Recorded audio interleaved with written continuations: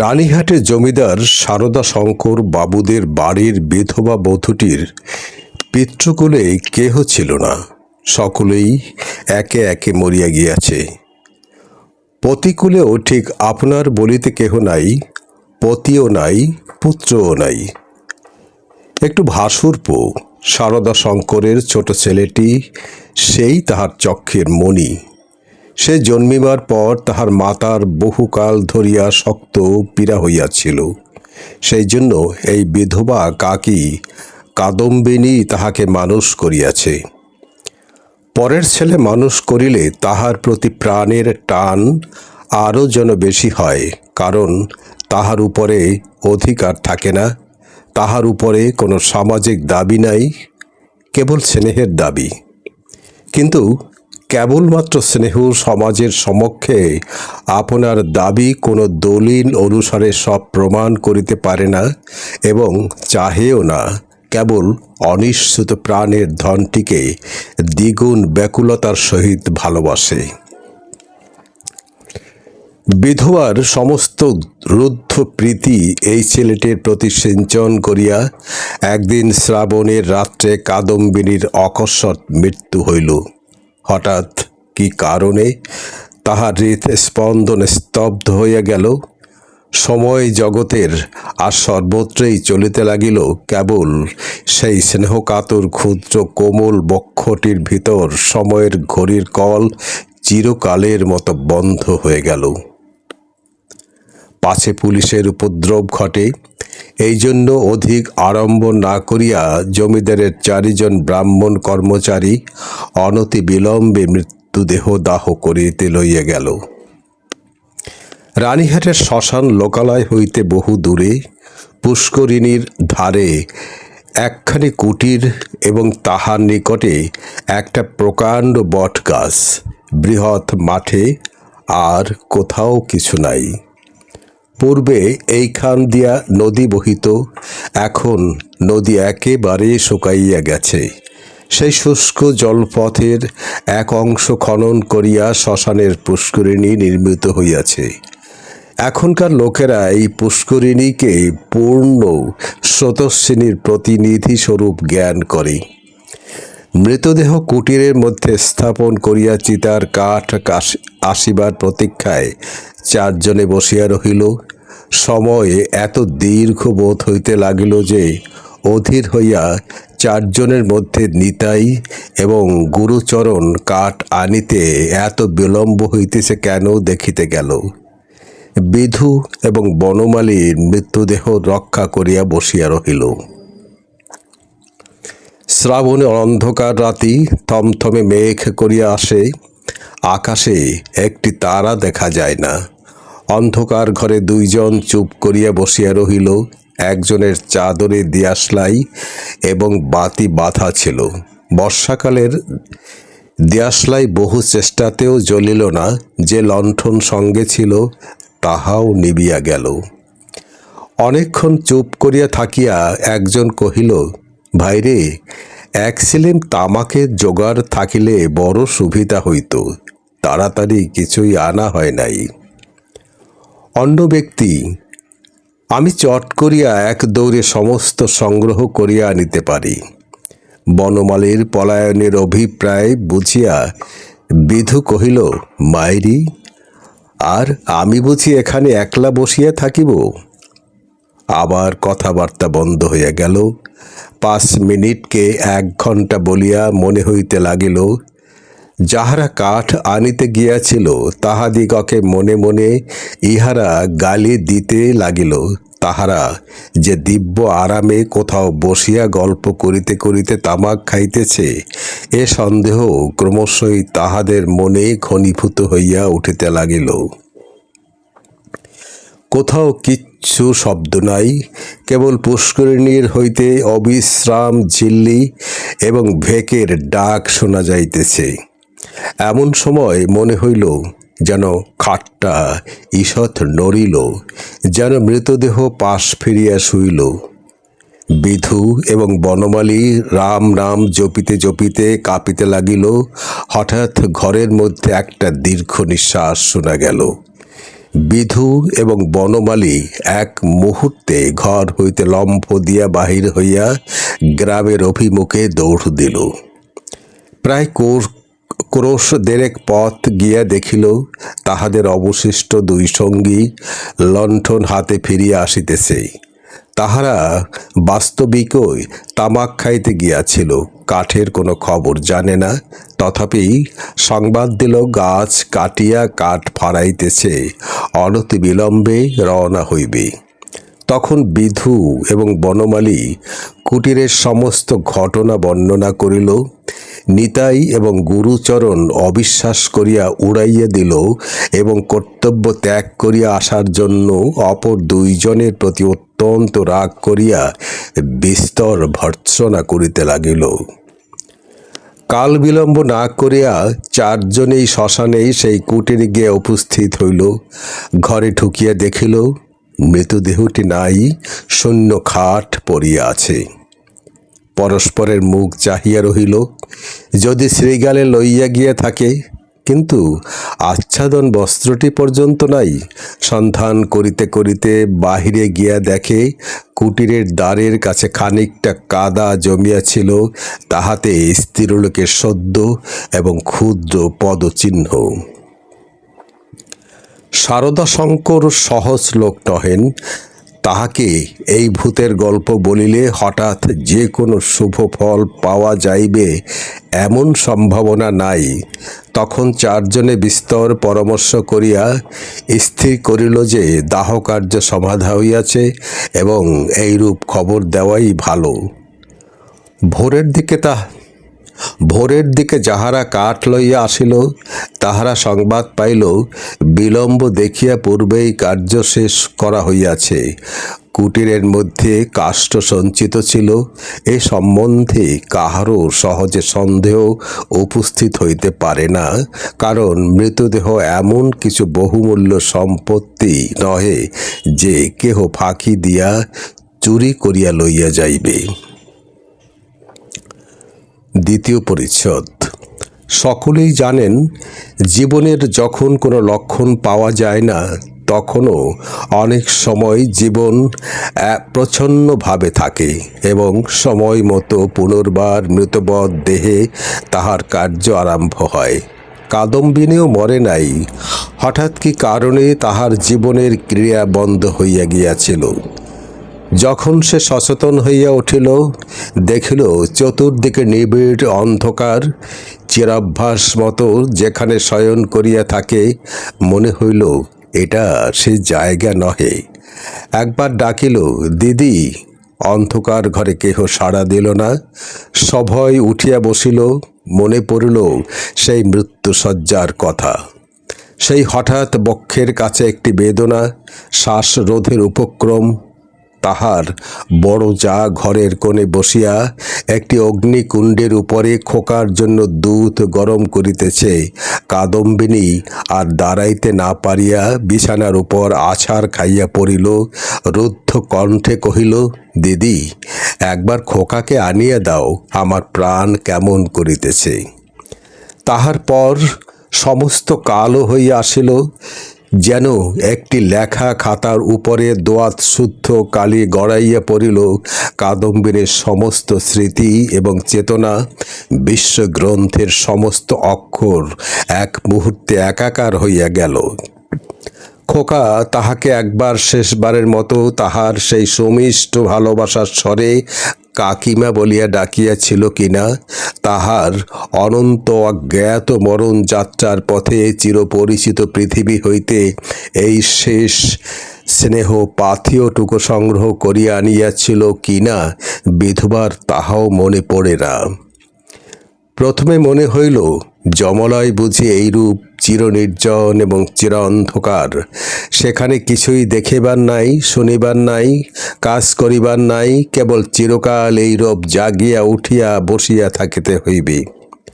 তাহার পর যখন মুক্ত দ্বার দিয়া হঠাৎ একটা ঠান্ডা বাদলার বাতাস দিল এবং বর্ষার ভেকের ডাক কানে প্রবেশ করিল, তখন এক মুহূর্তে তাহার এই স্বল্প জীবনের আশৈশব সমস্ত বর্ষার স্মৃতি ঘনীভূতভাবে তাহার মনে উদয় হইল এবং পৃথিবীর নিকট সংস্পর্শ সে অনুভব করিতে পারিল। একবার বিদ্যুৎ চমকিয়া উঠিল, সম্মুখে পুষ্করিণী, বটগাছ, বৃহৎ মাঠ এবং সুদূর তরুশ্রেণী এক পলকে চক্ষে পড়িল। মনে পড়িল মাঝে মাঝে পুণ্যতিথি উপলক্ষে এই পুষ্করিণীতে আসিয়া স্নান করিয়াছে এবং মনে পড়িল সেই সময় এই শ্মশানে মৃতদেহ দেখিয়া মৃত্যুকে কি ভয়ানক মনে হইত। প্রথমে মনে হইল বাড়ি ফিরিয়া যাইতে হইবে, কিন্তু তখনই ভাবিল আমি তো বাঁচিয়া নাই, আমাকে বাড়িতে লইবে কেন? সেখানেই যে অমঙ্গল হইবে। জীবরাজ্য হইতে আমি যে নির্বাসিত হইয়া আসিয়াছি, আমি যে আমার প্রেতাত্মা। তাই যদি না হইবে, তবে সেই অর্ধরাত্রে শারদা শঙ্করের সুরক্ষিত অন্তপুর হইতে এই দুর্গম শ্মশানে আসিল কেমন করিয়া? এখনো যদি তার অন্ত্যেষ্টিক্রিয়া শেষ না হইয়া থাকে, তবে দাহ করিবার লোকজন গেল কোথায়?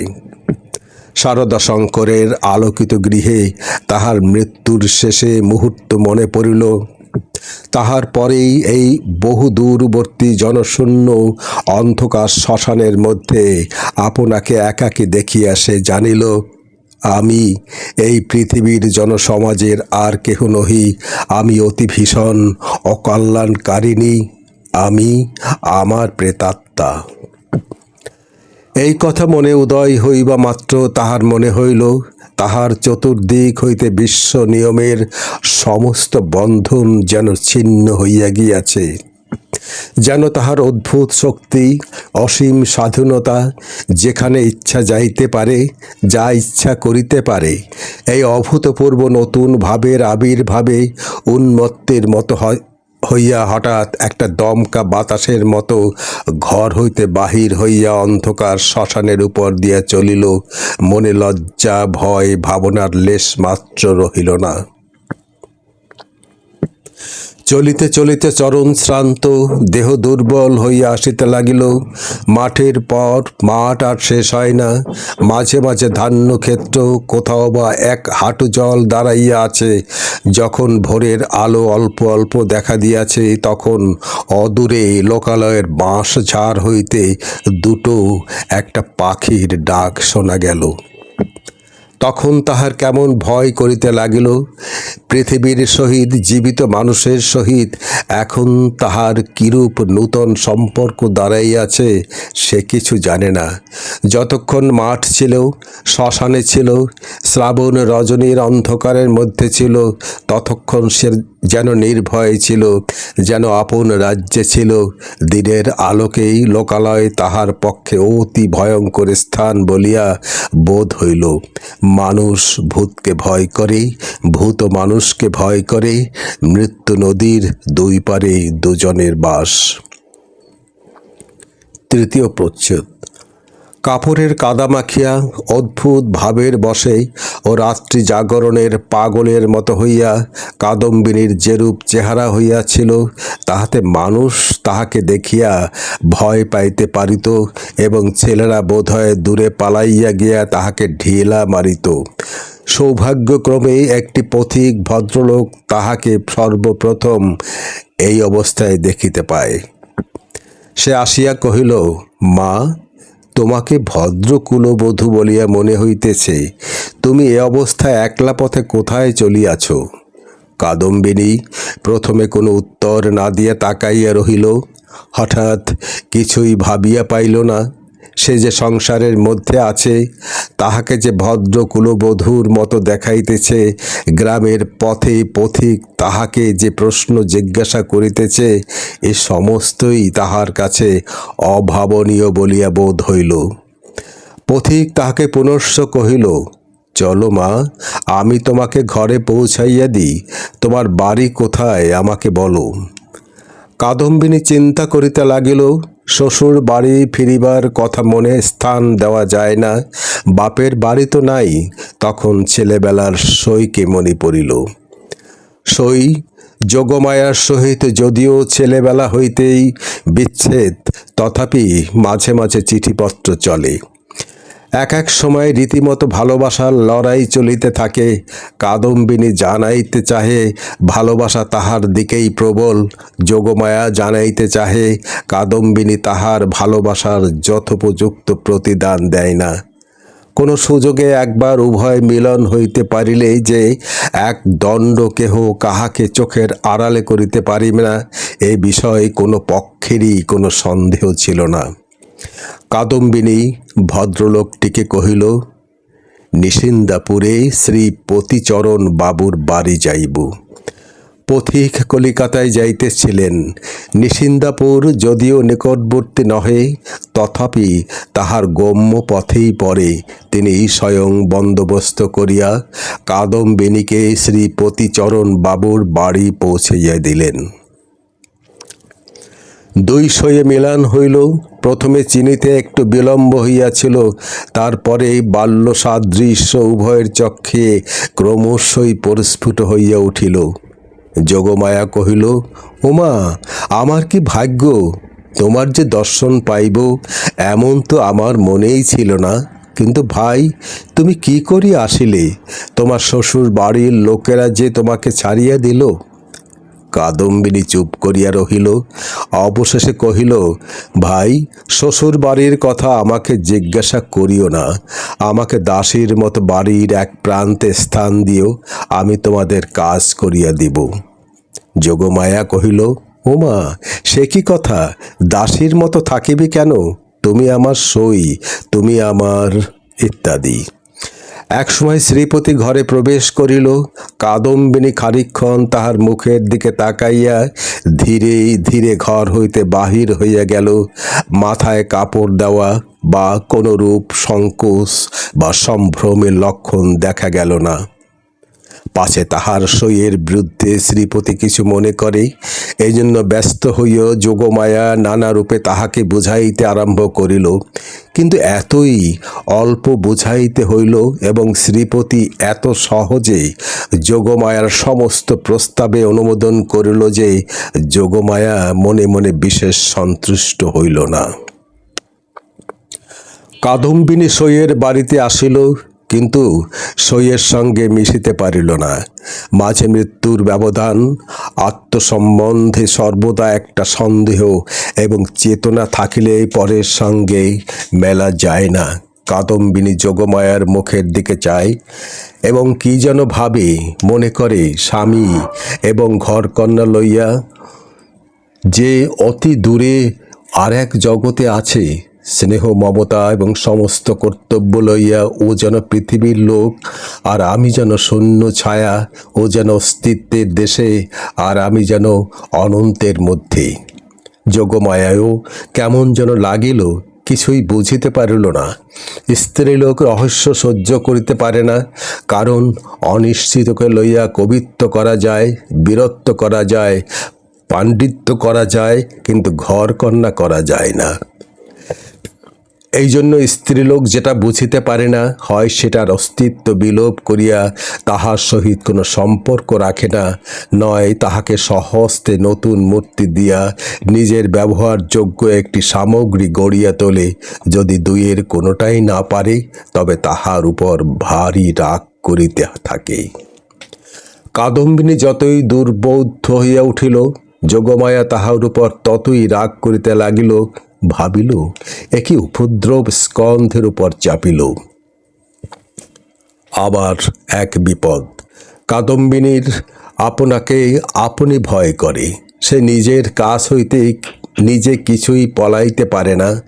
যাহাদের ভূতের ভয় আছে, তাহারা আপনার পশ্চাৎ দিককে ভয় করে। যেখানে দৃষ্টি রাখিতে পারে না, সেইখানেই ভয়। কিন্তু কাদম্বিনীর আপনার মধ্যেই সর্বাপেক্ষা বেশি ভয়, বাহিরে তাহার ভয় নাই। এই জন্য বিজন দ্বিপ্রহরে সে একা ঘরে একদিন চিৎকার করিয়া উঠিল এবং সন্ধ্যাবেলায় দীপালোকে আপনার ছায়া দেখিলে তাহার গা ছমছম করিতে থাকিত। তাহার এই ভয় দেখিয়া বাড়িশুদ্ধ লোকের মধ্যে কেমন একটা ভয় জন্মিয়া গেল। চাকর দাসীরা এবং যোগমায়াও যখন তখন যেখানে সেখানে ভূত দেখিতে আরম্ভ করিল। একদিন এমন হইল, কাদম্বিনী অর্ধরাত্রে আপন শয়ন গৃহ হইতে কাঁদিয়া বাহির হইয়া একেবারে যোগমায়ার গৃহদ্বারে আসিয়া কহিল, দিদি দিদি, তোমার দুটি পায়ে পড়ি গো, আমায় একলা ফেলিয়া রাখিও না। যোগমায়ার যেমন ভয়ও পাইল তেমনি রাগও হইল। ইচ্ছা করিল তন্দড্ডেই কাদম্বিনীতে দূর করিয়া দেয়। দয়া পরবার শ্রীপতি অনেক চেষ্টায় তাহাকে ঠান্ডা করিয়া পার্শ্ববর্তী গৃহে স্থান দিল। পরদিন অসময়ে অন্তঃপুরে শ্রীপতির তলব হইল। যোগমায়া তাহাকে অকস্মাৎ ভর্ৎসনা করিতে আরম্ভ করিল। হ্যাঁ গো, তুমি কেমন ধারা লোক! একজন মেয়ে মানুষ আপন শ্বশুর ছাড়িয়া তোমার ঘরে আসিয়া অধিষ্ঠান হইল, মাসখানেক হইয়া গেল, তবু যাইবার নাম করে না। আর তোমার মুখে যে একটি মাত্র আপত্তি মাত্র শুনি না। তোমার মনের ভাবটা কি বুঝাইয়া বলো দেখি। তোমরা পুরুষ মানুষ এমনি জাতি বটে। বাস্তবিক সাধারণ স্ত্রী জাতির পরে পুরুষ মানুষের একটা নির্বিচার পক্ষপাত আছে এবং সেজন্য স্ত্রী লোকেরাই তাহাদিগকে অধিক অপরাধী করে। নিঃসহায়া অথচ সুন্দরী কাদম্বিনীর প্রতি শ্রীপতির করুণা যে যথোচিত মাত্রার চেয়ে কিঞ্চিত অধিক ছিল, তাহার বিরুদ্ধে তিনি যোগমায়ার গাত্র স্পর্শপূর্বক শপথ করিতে উদ্যত হইলেও তাহার ব্যবহারে তাহার প্রমাণ পাইত না। তিনি মনে করিতেন, নিশ্চয়ই শ্বশুর বাড়ির লোকেরাই পুত্রহীনা বিধবার প্রতি অন্যায় অত্যাচার করিত। তাই নিতান্ত সহ্য করিতে না পারিয়া পলাইয়া কাদম্বিনী আমার আশ্রয় লইয়াছে। যখন ইহার বাপ মা কেহই নাই, তখন আমি ইহাকে কি করিয়া পরিত্যাগ করি, এই বলিয়া তিনি কোনরূপ সন্ধান লইতে ক্ষান্ত ছিলেন এবং কাদম্বিনীকেও এই অপ্রীতিকর বিষয় প্রশ্ন করিয়া ব্যথিত করিতে তাহার প্রবৃত্তি হইত না। তখন তাহার স্ত্রী তাহার অসার কর্তব্য বুদ্ধিতে নানা প্রকার আঘাত দিতে লাগিল। কাদম্বিনীর শ্বশুর বাড়িতে খবর দেওয়া যে তাহার গৃহের শান্তি রক্ষার পক্ষে একান্ত আবশ্যক, তাহা তিনি বেশ বুঝিতে পারিলেন। অবশেষে স্থির করিলেন, হঠাৎ চিঠি লিখিয়া বসিলে ভালো ফল নাও হইতে পারে। অতএব রানীঘাটে তিনি নিজে গিয়া সন্ধান লইয়া যাহা কর্তব্য স্থির করিবেন। শ্রীপতি তো গেলেন। এদিকে যোগমায়া আসিয়া কাদম্বিনীকে কহিল, সই, এখানে তোমার আর থাকা ভালো দেখাইতেছে না, লোকে বলিবে কি?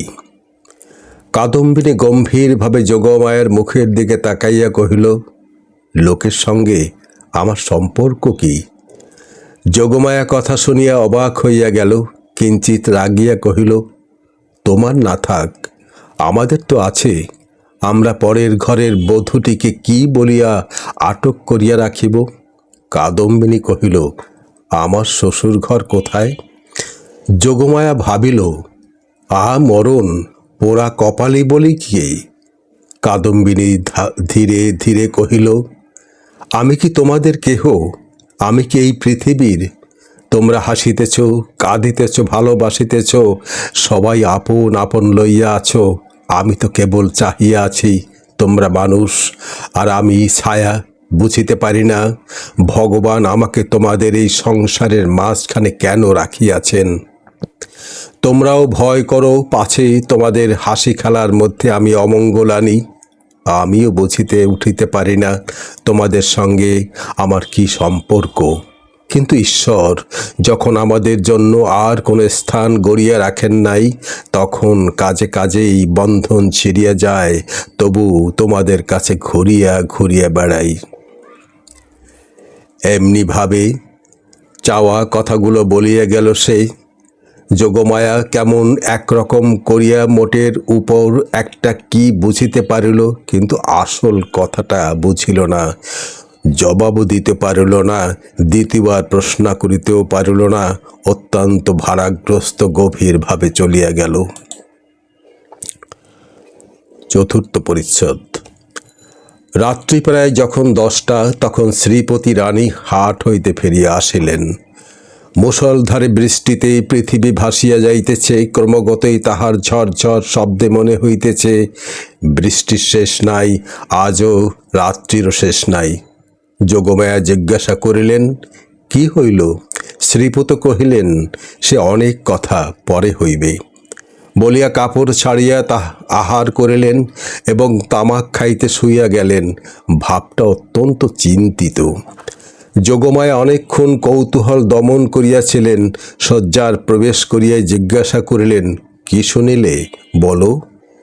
শ্রীপতি কহিলেন, নিশ্চয়ই তুমি একটা ভুল করিয়াছ। শুনিবা মাত্র যোগমায়া মনে মনে ঈষৎ রাগ করিলেন। ভুল মেয়েরা কখনোই করে না, যদি বা করে কোনো সুবুদ্ধি পুরুষের সেটা উল্লেখ করা কর্তব্য হয় না। নিজের ঘাড় পাতিয়া লওয়াই সুযুক্তি। যোগমায়া কিঞ্চিত উষ্ণভাবে কহিলেন, কিরকম শুনি? শ্রীপতি কহিলেন, যে স্ত্রী লোকটিকে তোমার ঘরে স্থান দিয়াছ সে তোমার সই কাদম্বিনী নহে। এমনতর কথা শুনিলে সহজেই রাগ হইতে পারে, বিশেষত নিজের স্বামীর মুখে শুনিলে তো কথাই নাই। যোগমায়া কহিলেন, আমার সইকে আমি চিনি না, তোমার কাছে হইতে চিনিয়া লইতে হইবে? কি কথার শ্রী তোমার? শ্রীপতি বুঝাইলেন, এ স্থলে কথার স্ত্রী লইয়া কোনো রকম তর্ক হইতেছে না, প্রমাণ দেখিতে হইবে। যোগমায়ার সই কাদম্বিনী যে মারা গিয়াছে তাহাতে কোনো সন্দেহ নাই। যোগমায়া কহিলেন, ওই শোনো, তুমি নিশ্চয়ই একটা গোল পাকাইয়া আসিয়াছ। কোথায় যাইতে কোথায় গিয়াছ, কি শুনিতে কি শুনিয়াছ তাহা ঠিক নাই। তোমাকে নিজে যাইতে কে বলিল? একখানা চিঠি লিখিয়া দিলেই তো সমস্ত পরিষ্কার হইত। নিজের কর্মপটুতার প্রতি স্ত্রীর এইরূপ বিশ্বাসের অভাবে শ্রীপতি অত্যন্ত ক্ষুব্ধ হইয়া বিস্তারিতভাবে সমস্ত প্রমাণ প্রয়োগ করিতে লাগিলেন, কিন্তু কোনো ফল হইল না। উভয় পক্ষে হ্যাঁ না করিতে করিতে রাত্রি দ্বিপ্রহর হইয়া গেল। যদিও কাদম্বিনীকে এই দণ্ডেই গৃহ হইতে বহিষ্কৃত করিয়া দেওয়া সম্বন্ধে স্বামী স্ত্রী কাহারও মতবোধ ছিল না, কারণ শ্রীপতির বিশ্বাস তাহার প্রতি অতিথি ছদ্ম পরিচয়ে তাহার স্ত্রীকে এতদিন প্রতারণা করিয়াছে এবং যোগমায়ার বিশ্বাস সে কুল ত্যাগিনী। তথাপি উপস্থিত তর্কটা সম্বন্ধে উভয়ের কেহই হার মানিতে চাহেন না। উভয়ের কণ্ঠস্বর ক্রমই উচ্চ হইয়া উঠিতে লাগিল। ভুলিয়া গেলেন পাশেই ঘরের কাদম্বিনী শুইয়া আছে। একজন বলেন, ভালো বিপদেই পড়া গেল, আমি নিজের কানে শুনিয়া আসিলাম। আর একজন দৃঢ়স্বরে বলেন, সে কথা বলিলে মানিব কেন, আমি নিজের চক্ষে দেখিতেছি। অবশেষে যোগমায়া জিজ্ঞাসা করিলেন, আচ্ছা, কাদম্বিনী কবে মরিল বলো দেখি? ভাবিলেন কাদম্বিনীর কোনো একটা চিঠির তারিখের সহিত জনৈক বাহির করিয়া শ্রীপতির ভ্রম প্রমাণ করিয়া দিবেন। শ্রীপতি যে তারিখের কথা বলিলেন, উভয়ে হিসাব করিয়া দেখিলেন যেদিন সন্ধ্যাবেলায় কাদম্বিনী তাহাদের বাড়িতে আসে সে তারিখ ছিল তাহার পূর্বের দিনের পরে। শুনিবা মাত্র যোগমায়ার বুকটা হঠাৎ কাঁপিয়া উঠিল। শ্রীপতিরও কেমন একরকম বোধ হইতে লাগিল।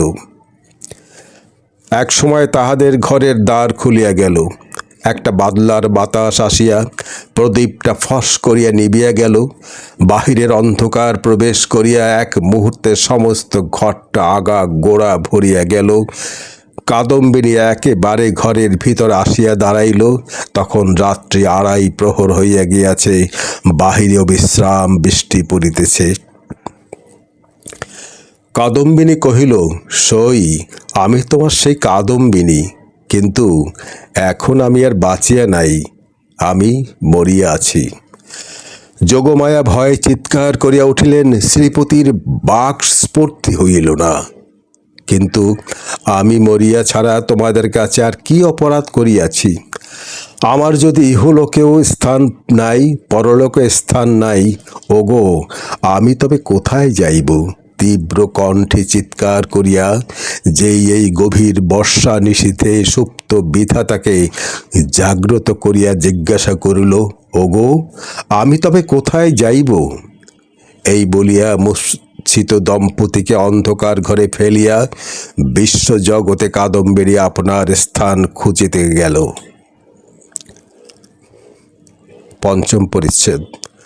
কাদম্বিনী যে কেমন করিয়া রানীহাটে ফিরিয়া গেল তাহা বলা কঠিন, কিন্তু প্রথমে কাহাকেও দেখা দিল না। সমস্ত দিন অনাহারে একটা ভাঙা পোড়া মন্দিরে যাপন করিল।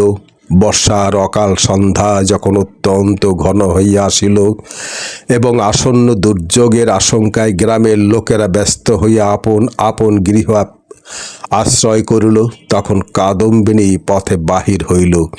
শ্বশুর বাড়ির দ্বারে গিয়ে একবার তাহার হৃদকম্প উপস্থিত হইয়াছিল, কিন্তু মস্ত ঘোমটা টানিয়া যখন ভিতরে প্রবেশ করিল, দাসী ভ্রমের দাড়িরা কোনরূপ বাধা দিল না। এমন সময় বৃষ্টি খুব চাপিয়া আসিল, বাতাসেও বেগ বহিতে লাগিল। তখন বাড়ির গৃহিণী সারদা শঙ্করের স্ত্রী তাহার বিধবা ননদের সহিত তাস খেলিতেছিলেন। ঝি ছিল রান্নাঘরে এবং পীড়িত খোকা জ্বরের উপশমে শয়ন গৃহে বিছানায় ঘুমাইতেছিল। কাদম্বিনী সকলের চক্ষু এড়াইয়া সেই ঘরে গিয়া প্রবেশ করিল। সে যে কি ভাবিয়া শ্বশুর বাড়ি আসিয়াছিল জানি না, সে নিজেও জানে না, কেবল এইটুকু জানে যে একবার খোকাকে চক্ষে দেখিয়া যাইবার ইচ্ছা, তাহার পর কোথায় যাইবে, কি হইবে, সে কথা সে ভাবেও নাই। দীপালোকে দেখিল রুগ্ন শীর্ণ খোকা হাত মুঠা করিয়া ঘুমাইয়া আছে। দেখিয়া উত্তপ্ত হৃদয় যেন তৃষাতুর হইয়া উঠিল। তাহার সমস্ত বালাই লইয়া তাহাকে একবার বুকে চাপিয়া না ধরিলে কি বাঁচা যায়? আর তাহার মনে পড়িল, আমি নাই, ইহাকে দেখিবার কে আছে? ইহার মা সঙ্গ ভালোবাসে, গল্প ভালোবাসে, খেলা ভালোবাসে। এতদিন আমার হাতে ভাত দিয়েই সে নিশ্চিত ছিল, কখনো তাহাকে ছেলে মানুষ করিবার কোনো দায় পোহাইতে হয় নাই। আজ ইহাকে কে তেমন করিয়া যত্ন করিবে? এমন সময় খোকা হঠাৎ পাশ ফিরিয়া অর্ধ নিমৃত অবস্থায় বলিয়া উঠিল, কাকিমা, জল দে। আহ, মরিয়া যাই, সোনা আমার, তোর কাকিমাকে এখনো ভুলিস নাই। তাড়াতাড়ি কুজা হইতে জল গড়াইয়া লইয়া খোকাকে বুকের উপর তুলিয়া কাদম্বিনী তাহাকে জল পান করাইল। যতক্ষণ ঘুমের ঘোর ছিল, চিরঅভ্যাস মতো কাকিমার হাত হইতে জল খাইতে খোকার কিছুই আশ্চর্য বোধ হইল না। অবশেষে কাদম্বিনী যখন বহুকালের আকাঙ্ক্ষা মিটাইয়া তাহার মুখ চুম্বন করিয়া তাহাকে আবার শোয়াইয়া দিল, তখন তাহার ঘুম ভাঙিয়া গেল এবং কাকিমাকে জড়াইয়া ধরিয়া জিজ্ঞাসা করিল, কাকিমা, তুই মরে গিয়েছিলি? কাকিমা কহিল, হ্যাঁ খোকা। আবার তুই খোকার কাছে ফিরে এসেছিস, আর তুই মরে যাবি নে? ইহার উত্তর দিবার পূর্বেই একটা গোল বাঁধিল। ঝি এক বাটি সাগু হাতে করিয়া ঘরে প্রবেশ করিয়াছিল। হঠাৎ বাটি ফেলিয়া মা গো বলিয়া আছাড় খাইয়া পড়িয়া গেল। চিৎকার শুনিয়া তাস ফেলিয়া গিন্নি ছুটিয়া আসিলেন। ঘরে ঢুকিতেই তিনি একবার কাঠের মতো হইয়া গেলেন, পলাইতেও পারিলেন না, মুখ দিয়ে একটি কথাও সরিল না। এই সকল ব্যাপার দেখিয়া খোকারও মনের ভয় সঞ্চার হইয়া উঠিল। সে কাঁদিয়া বলিয়া উঠিল, কাকিমা, তুই যা। কাদম্বিনী অনেকক্ষণ পর আজ অনুভব করিয়াছে সে যে মরে নাই। সেই পুরাতন ঘরদ্বার, সেই সমস্ত, সেই খোকা, সেই স্নেহ তাহার পক্ষে সমান জীবন্তভাবেই আছে। মধ্যে কোনো বিচ্ছেদ, কোনো ব্যবধান জন্মায় নাই। সইয়ের বাড়ি গিয়া অনুভব করিয়াছিল বাল্যকালের সেই সই মরিয়া গিয়াছে। খোকার ঘরে আসিয়া বুঝিতে পারিল খোকার কাকিমা তো এক তিলও মরে নাই। ব্যাকুলভাবে কহিল, দিদি, তোমরা আমাকে দেখিয়া কেন ভয় পাইতেছ? এই দেখো, আমি তোমাদের সেই তেমনি আছি। গিন্নি আর দাঁড়াইয়া থাকিতে পারিলেন না, মূর্ছিত হইয়া পড়িয়া গেলেন। ভগ্নীর কাছে সংবাদ পাইয়া সারদা শঙ্কর বাবু স্বয়ং অন্তঃপুরে আসিয়া উপস্থিত হইলেন। তিনি জোর হস্তে কাদম্বিনীকে কহিলেন, ছোট বৌমা, এই কি তোমার উচিত হয়? সতীশ আমার বংশের একমাত্র ছেলে, উহার প্রতি তুমি কেন দৃষ্টি দিতেছ? আমরা কি তোমার পর? তুমি যাওয়ার পর হইতেই ও প্রতিদিন শুকাইয়া যাইতেছে, উহার ব্যায়ামও ছাড়ে না, দিন রাত কেবল কাকিমা কাকিমা করে। যখন সংসার হইতে বিদায় লইয়াছ তখন এ মায়া বন্ধন ছিঁড়িয়া যাও, আমরা তোমার যথোচিত সৎকার করিব। তখন কাদম্বিনী আর সহিতে পারিল না, তীব্র কণ্ঠে বলিয়া উঠিল, ওগো, আমি মরি নাই, মরি নাই। আমি কেমন করিয়া তোমাদের বুঝাইব আমি মরি নাই? এই দেখো আমি বাঁচিয়া আছি। বলিয়া কাঁসার বাটিটা ভূমি হইতে তুলিয়া কপালে আঘাত করিতে লাগিল, কপাল ফাটিয়া রক্ত বাহির হইল। তখন বলিল, এই দেখো, এই দেখো আমি বাঁচিয়া আছি। সারদা শঙ্কর মূর্তির মতো দাঁড়াইয়া রহিলেন। খোকা ভয়ে বাবাকে ডাকিতে লাগিল। দুই মূর্ছিতা রমণী মাটিতে পড়িয়া রহিল। তখন কাদম্বিনী, ওগো, আমি মরি নাই, মরি নাই, আমি মরি নাই বলিয়া চিৎকার করিয়া ঘর হইতে বাহির হইয়া সিঁড়ি বাহিয়া নামিয়া অন্তপুরের পুষ্করিণীর জলের মধ্যে গিয়া পড়িল। সারদা শঙ্করের উপরের ঘর হইতে শুনিতে পাইলেন, ঝপাস করিয়া একটা শব্দ হইল। সমস্ত রাত্রি বৃষ্টি পড়িতে লাগিল। তাহার পরের দিন সকালেও বৃষ্টি পড়িতেছে, মধ্যাহ্নেও বৃষ্টির বিরাম নাই। কাদম্বিনী মরিয়া প্রমাণ করিল সে মরে নাই। গল্পটি নিশ্চয়ই আপনাদের ভালো লাগবে।